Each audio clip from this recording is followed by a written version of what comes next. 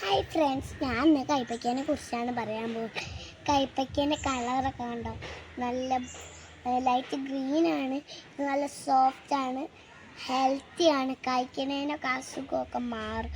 ഇതിൻ്റെ ഒരു കുഞ്ഞി കൈപ്പയ്ക്ക ഉണ്ടോ, ഇത് ഈ ഒരു കൈപ്പയ്ക്ക, ഈ കൈപ്പയ്ക്കനെക്കാട്ടും കുഞ്ഞി കൈപ്പയ്ക്ക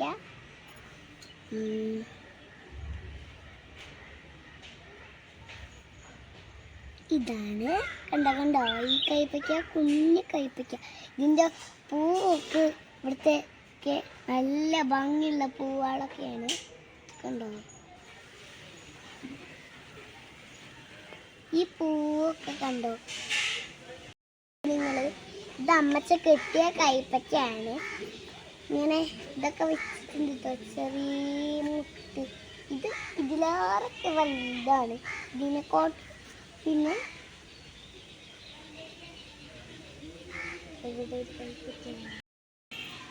ഈ കൈപ്പയ്ക്ക വള്ളിയുമൊക്കെയാണ് ഉണ്ടാവുന്നത്. ഇതിങ്ങനെ കളിക്കാനൊക്കെ പറ്റും കേട്ടോ, ഇതിൻ്റെ ഫ്ലവറ്. പിന്നെ ഇതിന് ഞങ്ങൾ എന്നും ശരിക്കും വെള്ളമൊക്കെ നനച്ചിറക്കാറുണ്ട് കേട്ടോ.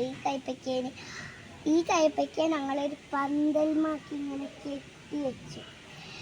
പിന്നെ ഇതിൽ ഹെൽത്തിയാണ്, പക്ഷെ നല്ല കയ്പൊക്കെ ഉണ്ടാവും. എന്നാലും ഇത് വെച്ചിട്ട് സാമ്പാർ കറി നിങ്ങൾ ഉണ്ടാക്കി നോക്കൂ, നല്ല ടേസ്റ്റാണ് കേട്ടോ. ഇഷ്ടപ്പെട്ട ലൈക്കും കമൻറ്റും ഷെയറും സബ്സ്ക്രൈബുമൊക്കെ ചെയ്യണേ. ഈ കൈപ്പയ്ക്ക വള്ളിമേണ് തൂങ്ങിക്കിടക്കുക. ഇതിനെങ്ങനെ വലിക്കട്ടോ, കണ്ടോ പോലെ ചുണ്ടാ. പിന്നെ ഇങ്ങനെയൊക്കെ വെച്ചിട്ടോ.